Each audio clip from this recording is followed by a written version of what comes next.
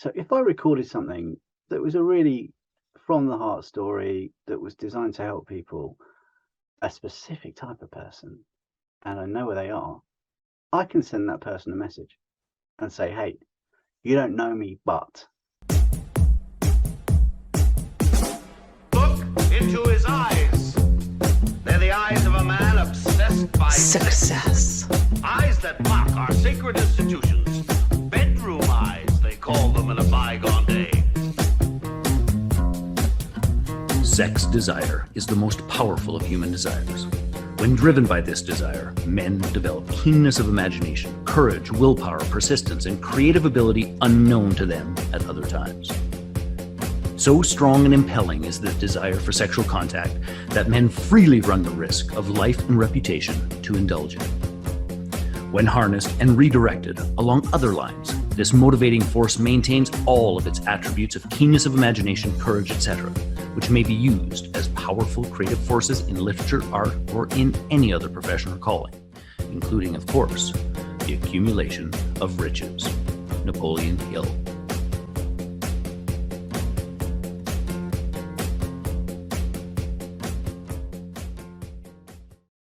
Hey there, peeps. This is Michelle Nidlick, and I am super glad that you're here with us today because I am here with my most amazing guest, Toby Goodman. Toby, thank you so much for being here with us today. Thank you. Give us 5,000-foot view of who you are and what you love to do. Now he gets quiet. What do I love to do? So that always happens. Well, I like to hang out with my kids. I like to make them laugh. I like to play music, and occasionally I like to run a business and work with my lovely clients who are wonderful people, mostly wonderful experts in what they do in a very world-class way. I work with some amazing people, and I use the medium of podcasting as it happens to help them do that. What I also like doing is telling my 8-year-old child not to play football against my office. So give me 1 second.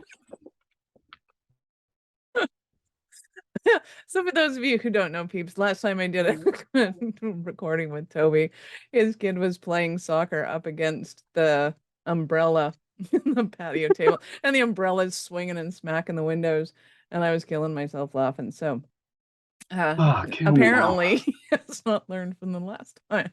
It is, to be fair, it is 7:05 on a Friday night, and they've just finished school today.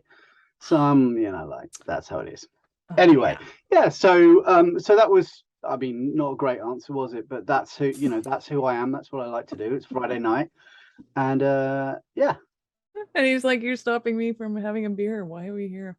Yeah, that's all right. All good, baby. So when it comes to podcasting, how did you get into podcasting as a thing and teaching people about it? Well, now you're asking the questions. So for a long time, I played music for a living for like over 20 years, and I still do it. I'm quite lucky. But there was a time when we knew we were going to start a family, and I didn't want to be on a West End show, which is our equivalent to an American Broadway show, I guess. And so I quit. Everyone thought I was mad. And I started to help another friend, James, with like a high scale party band. And we're talking massive events for prince and princesses in the Middle East, big sort of end of year parties for banks in the city, those kind of gigs. So this band's like, I don't know, 20-30 grand a night to hire. And I was like, that's cool, so I get to sort of start to learn about business and still do the music thing. And for about a year, we were flavor of the month. We were making a ton of bookings. It was great. And then, I guess more bands came out, and we had you last year and we want something new. All of that stuff happened. And I'd been really loving podcasting. This is like 9 years ago. So I was listening to podcasting to, self-development, relax, everything like that. And so we decided to start this podcast. And the podcast was, what we realized was that these people were not picking up the phone when we were like, hey, we're a band, we're great, you should hire us for your event. So instead, what we did was we found the same people, and this time we said, oh, we're going to start a podcast about event planners, because we realized event planners and event planning, these people are in our target market. And wouldn't you know it, everyone loves the sound of their own voice, and they all said yes straight away. And what we got really good at was we got really good at creating podcasts that were real showcases for what they did. And somewhere in that conversation, we'd say, hey, when it comes to hiring musicians, working with musicians, what are the challenges you come across? And they would almost universally say the following: problem with musicians is they're late, they play too loud, and they stink. And we would say, Like, hey, physically they stink? yeah, like they smell, whatever. We're talking about, these event planners who are doing, massive upscale, royal weddings or whatever. Right. And we would say, oh, that's totally understand that. That's why we only employ musicians that turn up on time and who play appropriate to the volume of the room, that the size of the room they're playing in, and also, wash. And what we found that happened was they started staying on after the official recording and saying, oh, like, we've got this event in Dubai next week or in Paris in a couple of months. Are you available? Like, would it be okay? We're like, whoa, well, this is to turn up for the books. And what we realized was it was because we'd given them let's say on this podcast we'd given them a good listening to, and that worked really, really well. So we got to understand them, they felt heard, and then they trusted us with their multi-million-dollar events, which was awesome. So that's the first time I used podcasting to grow a business, and since then I've developed that, and I wrote a book called Narrow Podcasting, and there's a course and all of that, and I now run a production company, and I've used a refined version of that method that I just told you about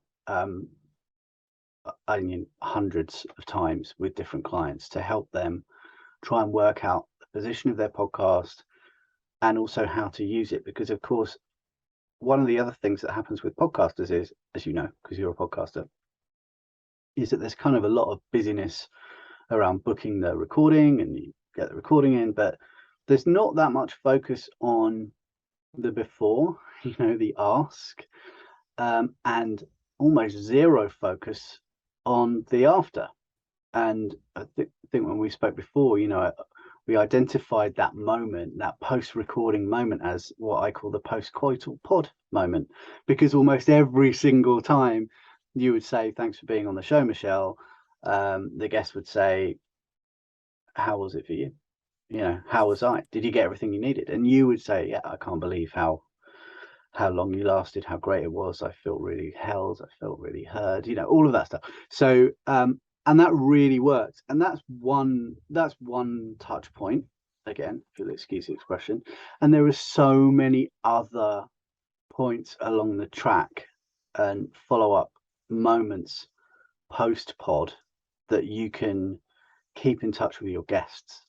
And I think the whole of podcasting and the messaging around podcasting is about growing your show, getting more listeners and all of that stuff. And it's fine. But I think for business owners who are running small businesses, 25 million and under, it's not really about getting out there. It's about getting in there with the right people and using a different podcast strategy. I'm not saying, listeners are a bad thing, but, you actually know who your guests are.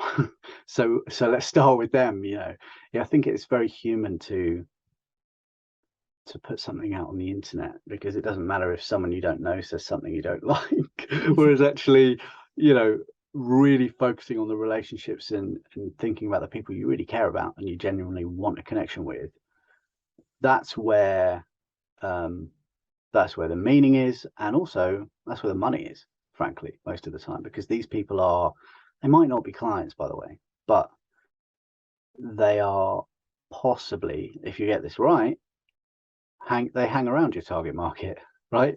So they can be powerful referrers, and they can also be joint venture partners too. So that's my position. How does that like your sound? position. I'm trying Well, to get sexy stuff in here as much as I can, Michelle. I understand the theme, so we'll get there. excellent.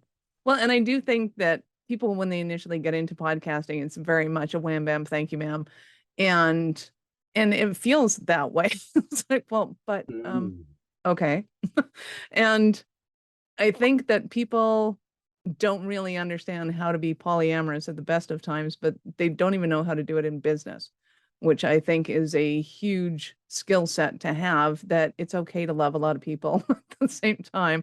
And it really is about creating those relationships. And how do you do that without, making somebody jealous and or, neglecting somebody? What are some of the secrets that you have for, you mentioned the touch points, and I think a lot of people are lacking them. They're just going straight for the good stuff. And it's like, okay, let's back up the bus. We need a little foreplay here.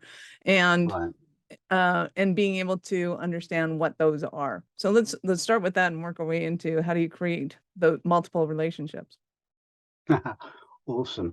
So the first thing is while you can be, polyamorous with your pod, and if you do identify as pod curious, you can really still, you don't have to interview everyone, right? There's still a lot of people out there who want to be on podcasts, and I'm not interested in those people. I'm interested in you still having some level of focus on, are these people possible clients, powerful referrers, and or possible joint venture partners at some point. So that does narrow things down a little bit. And then the next thing is create invitations that are personal, that actually say, hey, I've read your book, or I watched your Facebook Live, and here's one specific thing I liked about it, or even a post or whatever it might be, so that people feel like, oh, hey, you specifically have got my attention, right? You don't want to start an invite with, hey, I've got a podcast. It's all about how to step into your true self and whatever else other, random stuff that people send each other on LinkedIn that is completely copy and paste. It's all about them. It's all about their podcast. Still, the invite needs to be about you and the value that that person brings to the industry that they're in. And again, of course, what's the reaction to that? If you get that, it's like, hey, this is cool. This person's actually paid some attention to me, so I'm going to pay attention to them too. And we know that people invest not just money, but time proportionate to the amount of trust we earn. So if you can send a short, and it's important that it's short, because you don't want to, someone sent me a War and Peace, on email. Like, that's not actually very respectful. You think, it's a little bit like me coming up to you in a bar and telling you my entire life story and all of the past relationships that I've had. It's a massive turn off. Like, I don't really care. So, hey, like, you look great. I love what you said about this. I've got a podcast. Here's where you fit. Would love for you to be on it. Would love to create a conversation that you would feel proud to share, right? I've got some questions specifically about this. So it's a gift. Like, a really good podcast is a gift to the person you're interviewing. That's just one that's just one part of it. But does that make sense? Like, first of all, basically target market. Who do you fancy? And do they want it? And do you think they might want it, or do you think they know people that would be up for it? And would it make them feel good? Like, are they definitely going to come to your podcast? I'm trying to get the sex in. It's Friday night. Come on. You're doing awesome. Friday night, we're gonna go there. Yeah. And it really is that moment where you catch each other's eyes, but you have to know enough about the other person. It's not just, I looked over and, oh, hey, you're living. You'll do. It's being able to kind of take a little bit more notice and go, is there actually something that I do like about that person that I want to be able to create that relationship with? And I think the bar analogy is perfect for it. It's also a matter of in understanding that there's a tactic of looking at the website and going, hey, I read a bit of your book, I would listen to some of your podcasts. But the people that I've interviewed and been interviewed by in the podcast world, if I delved into their information, my business would be like rock star. Like the amount of information and the amount of content that's available there is when you actually are interested in it and go, wow, I actually took time to read it and I implemented it and this is fantastic. You start to realize that this isn't just, it's not just go out and find somebody a one-night stand. It's knowing that they're out there to build your business and that you have a lot to offer in building their business potentially, or their audience's businesses. Right. And when you find those connections, it is a sweet spot. The sweet spot, and that sweet spot makes them come. Over and over again. We like multiple. Over and over on your podcast. Yeah. And they share it multiple times. So it becomes a multiple. Yeah. Is that good? Yeah, that's great. Let's call it a podgasm. There you go. We want to podcast them all over the place. So give me an example of some of the people that you've worked with, Cinderella story, if you will. Oh, well, as you can see, I'm wearing very Cinderella-esque clothing. So I'll tell you about an incredible lady who's, I honestly can't believe I worked with her, a lady called Kathy Sullivan. She was the first American woman to walk in space. She still advises the president of the US today on science environment as part of the PCAST board. She's the only woman to have only person, I should say, to have walked in space and been to the bottom of the Marianas Trench. So she's like top 1% of the 1%. She's put Hubble in space. Like, it's like ridiculous levels of talent. So she's not exactly anyone's typical client, because she's a proper like American hero. But she has a podcast called Kathy Sullivan Explores, and for her it's been a way of telling stories of leadership and exploring other ways of helping other people get into STEM, especially young women, remembering that she joined NASA when women made the coffee, right? And she managed to do that. So she's obviously a legend, and her kind of motivation was to be able to connect with people across the world in a way that she couldn't do, because people like that get invited to speak at exclusive events in Switzerland for six or seven figures all the time, but that doesn't actually help anyone apart from it's great to make money and all of that, but so she wanted to do more. So she's created this podcast, and I've worked with her to create Kathy Sullivan Explores, and I'm genuinely proud of it. It's brilliant. They're brilliant conversations.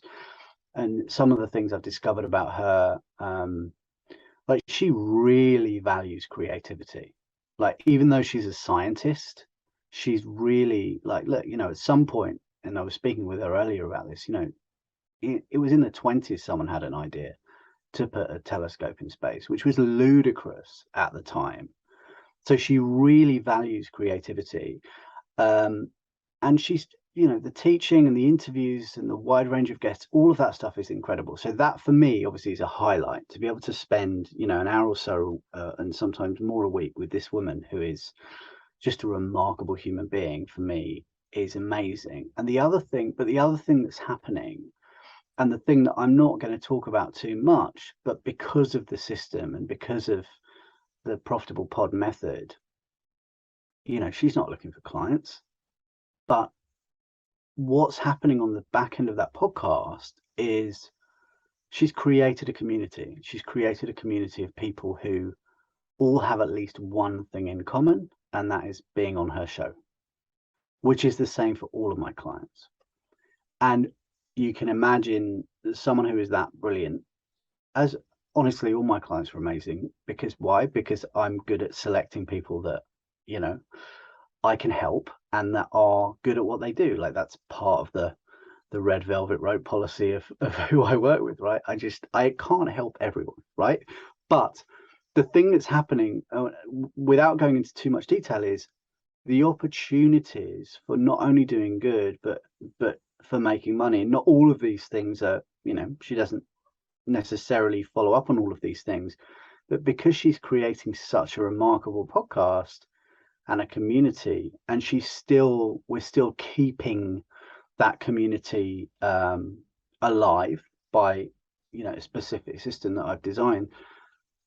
There are so many opportunities that are coming in from that, and that's none of the listeners' business, that's none of my business, but when you work that system properly and you start networking your guests together with intention, not just like you've been on the show, there you go, that's a terrible thing. But when you look at someone who's been on episode 3 and you haven't been in touch with them for a few weeks or months, and someone on episode 25, and you're like, I wonder if they know each other. Like, let's spend some time networking my guests together.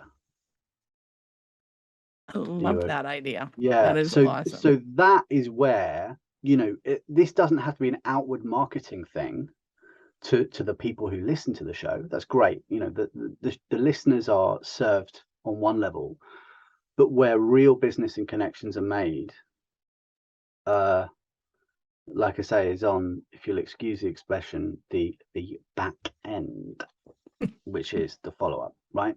So always making sure people experience a high level of pleasurable pod.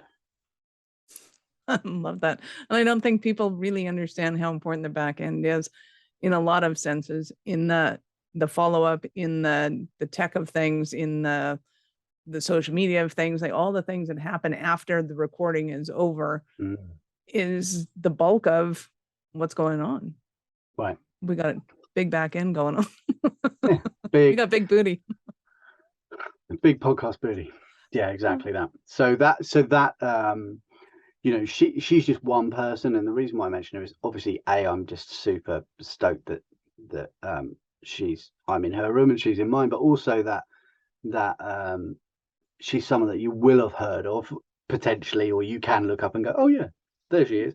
Whereas so many of my other clients are massive, technical experts, they're therapists, they're political advisors, they're doctors. They're not famous people, but they're very, very good at what they do. They take, expert care of their clients, and I help them also take expert care of their podcast guests.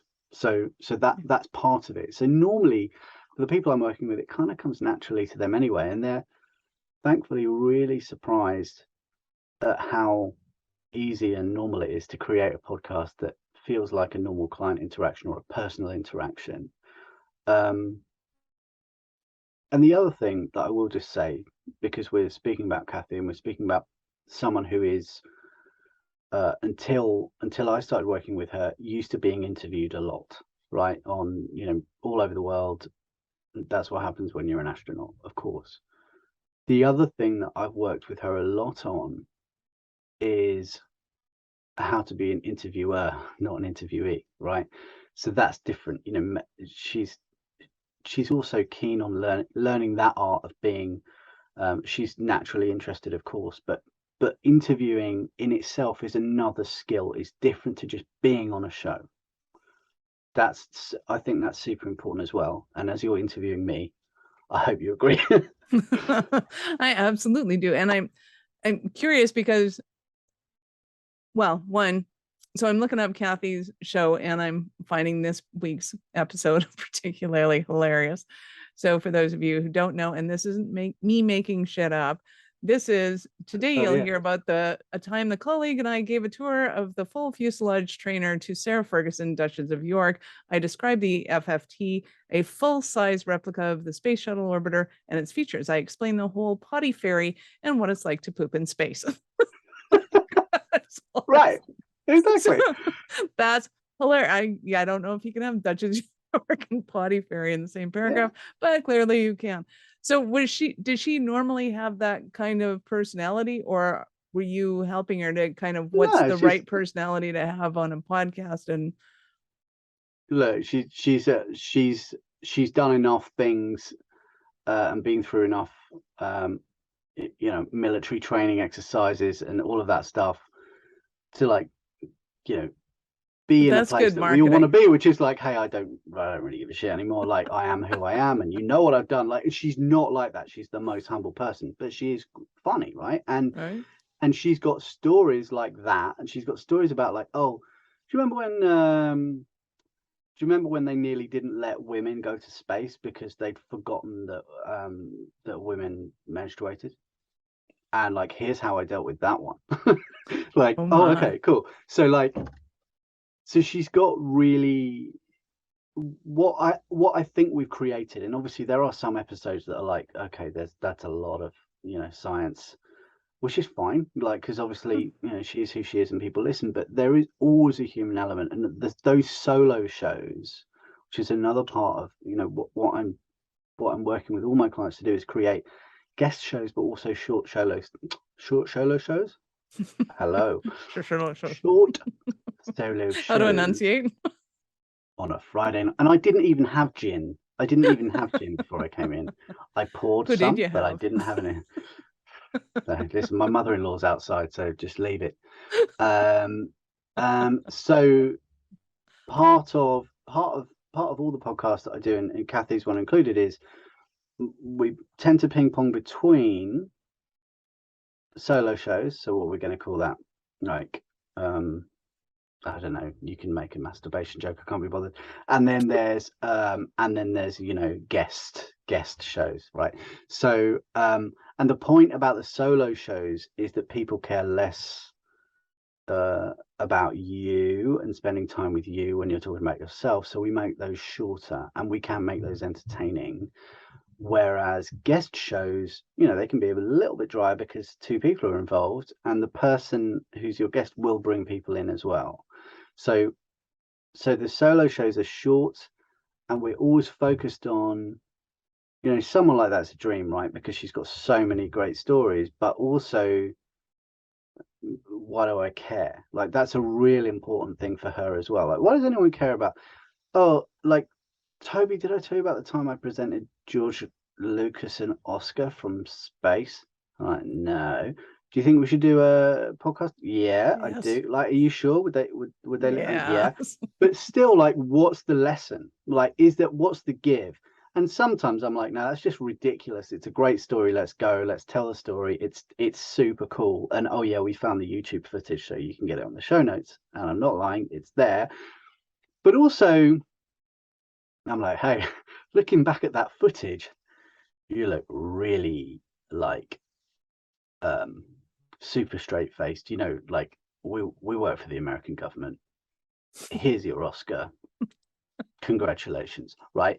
And it's like, and she's like, yeah, because Facebook wasn't like, we weren't media trained in the way that astronauts are media trained today. We were asked to do this thing. We showed up. We were American. We Here, did the have thing. your And award. it's like, have your congratulations, sir. And it's like, ooh, this thing flying through the air, and then like, it's super cool. It's really cute, but it was, it's not some, another moment from social media. This is like a thing in the 80s. Right. I think it was 80s. And so, yeah, I think it's particularly funny though that even she's in her own head of, oh, why would people want to see this? Oh yeah, because because like anyone who's truly brilliant at what they do is they're more focused on just being good at what they do, doing a good job, helping people, and not bragging. And yet, of all the people in the world, They she's should be.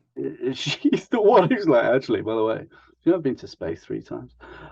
So yeah, anyway, but back to how this is helpful to people who aren't kind of superstars, who have done insane things.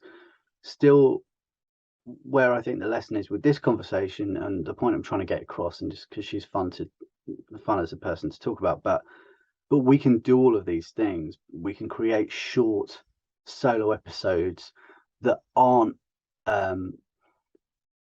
verbal masturbation, that doesn't do anything for anyone else. Like, we can really help people with short solo shows, but there still has to be a utility and an intent to the listener and to the people that we're trying to get in with, rather than just like, hey, here's my bit of content, here's what I think, let me tell you what I think about something else. It's just like, no one cares. And again, we know about this with all types of copywriting and social media, and yet for some reason, when the red light's on and the mic's in front of your face, you think you're on Jay Leno, and you're not.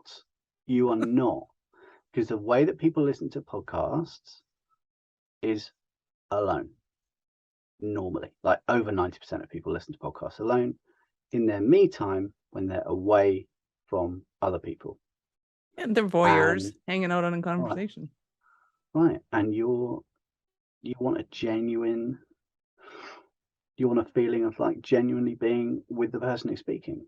I heard a podcast yesterday of the guy who's the leader of the opposition party in the UK at the moment.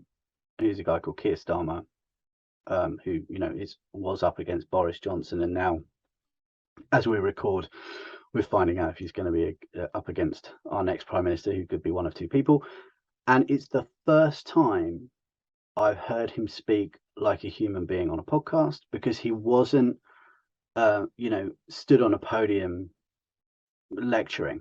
He was just having a conversation, and I was like, okay, well, I know who you are now.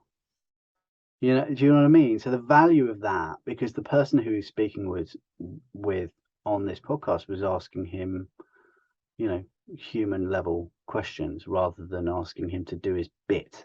Mm-hmm. And that's something that as podcasters, we must guard against. Again, going back to the very first point of who you're going to make come on your podcast, right? You're going to make someone come to talk about specific things that you have on the agenda, rather than, hey, come and do your shtick about the book you've just written that you've done on everyone else's podcast. It's just like, yeah, it's a soundbite. I know you're doing your shtick. It's just a mud at the wall approach podcasting. And there's so many podcasts out there like that. They're just like, what's the point? Well, and I think people don't realize how much value you bring to the table. It's not just I want to compare it to porn. You can tell when somebody just put a camera on the dresser and they're recording themselves versus when they go in and have a production. It's totally different. You're presenting yourself in a totally different way. You're seeing things in a totally different way. The cameraman's there, the director's there. And granted, the experience itself from a personal point of view is totally different. You may feel like you're faking it, if you will, when you're with a production crew in the bedroom, but it comes across totally different. It comes across much better. Like, for example, going back to Kathy, the line in her this week's notes is the fairy potty in the world's only $6 million toilet with seatbelts. Now, if you asked Kathy, okay, can you tell us what's going on in that experience? She'll probably have a very personal experience of what it's like to go to the bathroom on a spaceship. Whereas you have the ability to be able to draw out of that what it is, those aspects of what people are looking for in that Voyager experience of being in a space shuttle going to the bathroom. Right. And again, let's look at let's always look at the result of why you're doing this podcast. First of all, you've got this internal thing which is no one's business really. It's about, how am I going to use this podcast to further what I'm trying to do in business and in life.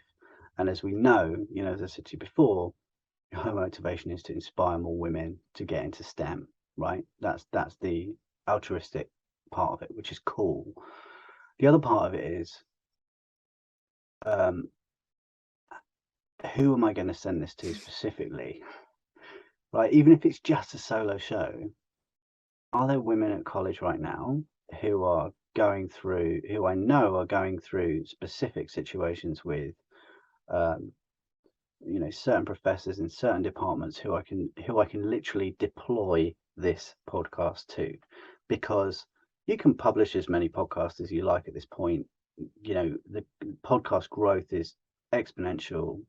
Good luck getting on the, featured Apple, whatever chart. That's all fine. And even if you do, like, is it really going to help? My book's a bestseller, and it was guaranteed to be before it was even written. I mean, call that cynical. I mean, it's just like, all right. It doesn't necessarily convert into dollars, right, or pounds if you're me. So there's that, and then it's like, well, okay, so if I recorded something that was a really from the heart story that was designed to help people, a specific type of person, and I know where they are, I can send that person a message and say, hey, you don't know me, but I created this podcast with you in mind. Have a listen. You can even go a step further and say, I created this podcast and I spoke about you. That's what I call the mentionitis strategy. And as I've said so many times before, because this is a bit of shtick, so hands up to that, but you need to be like Jeff Bezos level famous not to click on something that says, hey, you don't know me, big fan of your book, love what you said in chapter 3, I created a podcast because you inspired me to do that, I mentioned you, here's the link, let me know what you think, love, Michelle. There's no way people aren't going to check that out. There's just no way, especially if it's 5 minutes or 10 minutes. Gonna check it out, man.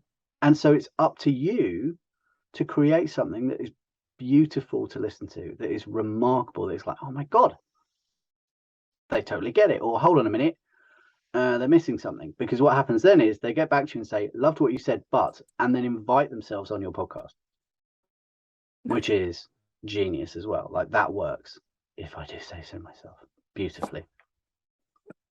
I loved when you touched me there, but let's do it again and do it better. Touch it in a different place, because I've got some more noises to make about this. Awesome. So what are some of the stumbling blocks that somebody might have with their podcast or business, and they're going, oh my God, Toby, I need you so bad?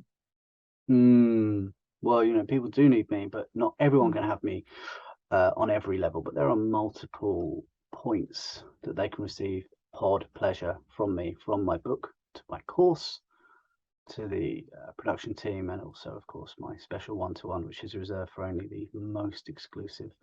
But there are a few things. So first of all, there is tech. There's the tech nightmare. And you know what? I've worked in the best studios in the world with the most expensive mics ever. And if you took those expensive mics out of those rooms that are untreated, they'd sound like absolute shit. Like, it's the same as trying to drive like a Formula One car to the shops. Like, the road is just not suited. So there are some gear things. I think it's really important to sound great, but I think people get hung up on tech, and that's fine. I think self-confidence is a big situation where people I don't like the sound of my voice, and all of that stuff. So there's a self-confidence thing, and you know what, like maybe you are an imposter, that's fine. That's like a therapist client of mine Howard said, hey, here's the thing about imposter syndrome, some people are imposters. So I can't help them. But if you're not, if you're genuinely care about what you do, that tone comes across. And to remember that when it comes to this kind of confidence and imposter syndrome thing, that a podcast isn't live, which is why, at the beginning of this conversation, I'm going to assume your team's going to edit out the bit when I had to tell my son off for kicking a ball against my office wall. But if they don't, that's on your team, right? But if that matters, and I feel like, the tone of this conversation and the tone of this show, I don't really care, right? And you don't really care, because we're having the tone of conversation we're having is fine. But, if your show is a little bit more, formal, if you like, for want of a better word, then remember, a podcast isn't live. It can be fixed. In the edit, things can be fixed. So there's tech, there's self-confidence, there's skills of being an interviewer. There's the daily grind of finding, the guests and all of that stuff, and of course that leads into, the time, the effort, the energy, and you are someone who has multiple podcasts, right? So you found a way, even though you're running, a significant business, and you realize obviously that by having meaningful conversations every single week across a number of podcasts is something that helps. First of all, it pleasures you immensely, which obviously, which is what I'm trying to do right now, but also it grows your business. And so finding the time to do that stuff and delegating the bits that you don't need to do, from show notes to uploading, all of that stuff. If you're not in a position to delegate that stuff, that's fine. But if you work the system of putting yourself first, getting in there rather than out there, then your business will be in a position where you can start to afford to delegate the editing and the uploading and the show notes and all of that stuff. So yes, is that a good answer? That's a great answer. So I like to Awesome. say, quit playing with your tech and go grow your business. Just let Toby take care of your back end, and all That's else it. will slide into place. Oh, nice. Yeah, good. I love it. So I got to ask you, Toby, how do you get it up and keep it up in your business? Of course, we're talking about revenue and profit. Oh, Ooh. well, I show up every day, and just like I did when I was a kid at college trying to be a drummer, I showed up and I practiced for 8 hours a day until I could not only play well, but play well consistently on demand, right? Nice. Because that's how you get good at something. You do the practice. And the trick with practicing is making it enjoyable, making it fun, finding new ways of doing it that keep things fresh. And sometimes it's hard. Like sometimes it's not enjoyable, and that's okay. Reading books like The Dip by Seth Godin and all of that stuff, like confirms that people who are remarkable at what they do always go through shit. Like no one is on this like consistent upwards curve, but actually showing up and doing the reps is so important, because there's stuff you have an amount in the tank. Do you know what I mean? Like you're not always running at full capacity, and the way that I keep things going at the moment is I have an incredible team that help me, because I got to the point where I could have a team, which is insane, right? I spend a lot of money on myself, on my self-development, on the right tools. I try not to get too obsessed with like, hey, what's in your tech stack? Because at the end of the day, if you've got a telephone and a bank account, you can make money. And today we've got all of these other things. So there's a lot of bright shiny objects. So I've got quite good at saying like, okay, these are the bits of tech that I use, and if I go on the internet, there'll be a load of other people saying, oh no, you don't want to, those people. But I'm okay with that, right? Because I reckon 95% of those people, I make more money than they do already, right? They're in the business of like slagging other people's tech stacks off. Like who knew what tech stack was 20 years ago? So like showing up and doing the practice, and just basically practicing the art of being better at what you do every day, and then consistently having conversations with people and realizing that if you record them, they can turn into assets that will pay you back. Like ridiculous. Like why wouldn't you do that? Although I wouldn't record every conversation I've had, especially not the one the one that I just had with my father-in-law. But NSA is, it's okay. That's okay. Yeah, exactly. So they got it recorded somewhere. Yeah, there'll be a recording somewhere. But I mean, it's look, practice isn't sexy, but it's absolutely critical to success, right? I had some terrible news earlier this week that was, around a business deal that basically had fallen apart.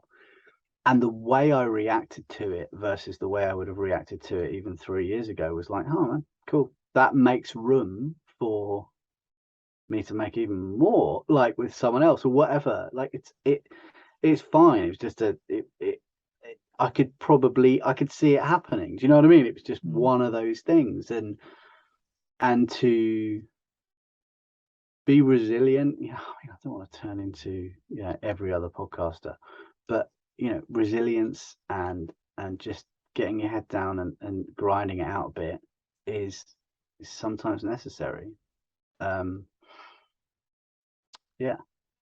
Don't put your head down. Whether you choose to spit or swallow is up to you. Thank you. Depends how much you're paying. How much you're paying? There's different rates. Different rates for that. But it's all cool. It's all available. Everyone's got a price. You know what I'm saying? I know it. So I know our listeners are going to want more from you. How did they start their journey with you? Oh man. Well, the best way, honestly, is to go to narrowpodcasting.com, where you can download an ultimate. In fact, hold on a minute. I've got something for you, haven't I? Narrow Podcasting. Do you? I like presents. Yeah. Well, yeah. If you go to narrowpodcasting.com/pill, right?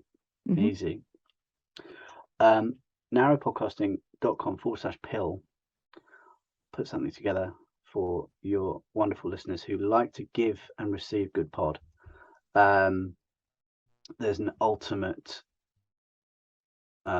profitable pod checklist, which is just a 3-page document that you can grab, that will show you where you are. You can basically do your own audit on where you are with your podcast, whether you've started or not. So there's 3 short pages. One is before you start, one is what you're doing now, one is that follow-up, that pleasurable follow-up that we talk about as well. So that's all in there. And there might be something else on there depending on when you put this out. So that's there, and all the links on the website are there to the book, which Love is that. So whether you've erected your podcast or not, go take a little pill from Toby and get it up. Yeah, we don't want a flaccid podcast. Exactly. Yeah, we want rock solid and performing every day, pumping out pleasure. Awesome. I love interviewing you. I have to ask you, at what point in life did you know that you were a special kind of crazy enough to think that you could become an entrepreneur? Well, first of all, I've got to tell you, I hate the word entrepreneur. What's going on with my glasses? I've got headphone glasses issues. Why do you hate the word entrepreneur? Because, and it's probably a British thing, I think it's probably okay for North Americans to deal with it, but there's something about entrepreneur. It's probably from my mum, because like you can be an entrepreneur if you're like, you're called entrepreneurial if you go out and wash a car for a $5 when you're a 10-year-old, right? It's like, well, that's entrepreneurial. I don't know. There's something maybe in the British parlance. There's something that's a little bit seedy and a little bit opportunistic about being an entrepreneur that I don't like. So maybe that it's my own shit, and I'll hands up. But in terms of, hey, some people don't like being called a slut. I'm good with it. Yeah, like I'm completely fine with being a slut. So, but the reason that I like rowing my own boats, which I'm more comfortable with, is that I'm a terrible employee and I've never had a job, right? So as a musician, I'm in a position where I'm in demand to a certain extent, freelancer, right? I managed to pay a mortgage and all of that stuff. So it was a freelancer. So of course I was answering to people, but I got to the point where just because of the way that being a freelance musician works is you get a reputation as being good, and you show up and you do a gig, and it's normally a couple of hours, or a session and it's a couple of hours, and if it's a tour, I think the longest tour I've ever been on is like a year. So let's say I've had a job for a year, but even then I would be subbing it out to someone else to go and keep my hand in on a few other gigs to make sure that when that tour stopped, I would still be like, oh yeah, he's around, because you wouldn't want to go on tour for so long. So I've always behaved in that way where I've had fingers in pies, like making sure that I'm making money. And the problem with being a drummer is that you're never the first person to get called.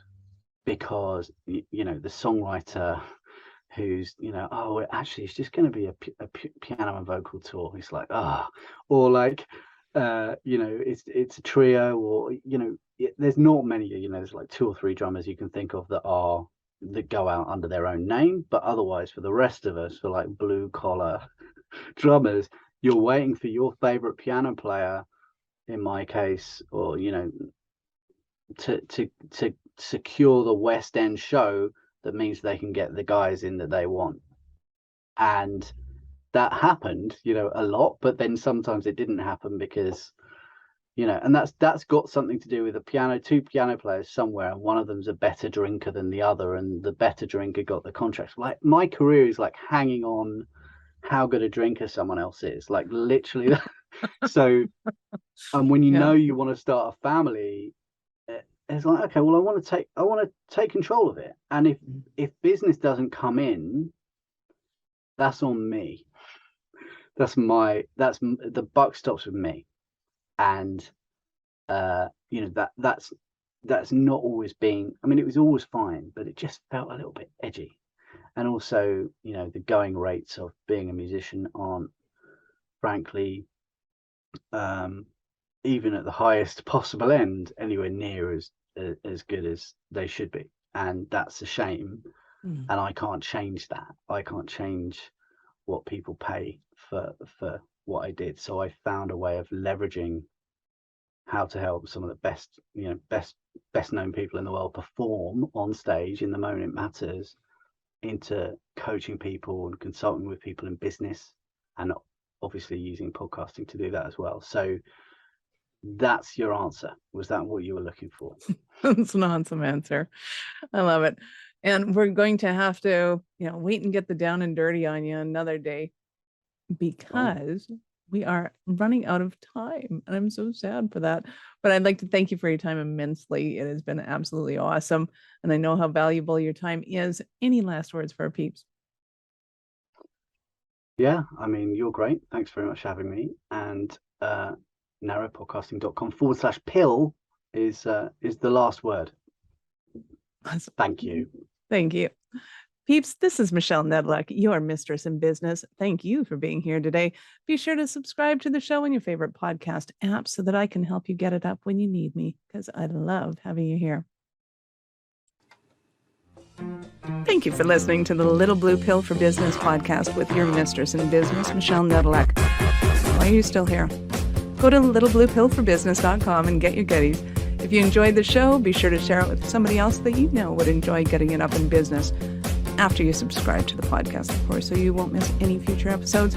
Now, check the notes for links. Oh, and only tell your wife if she's into this, entrepreneurship. And I'll see you both on the other side.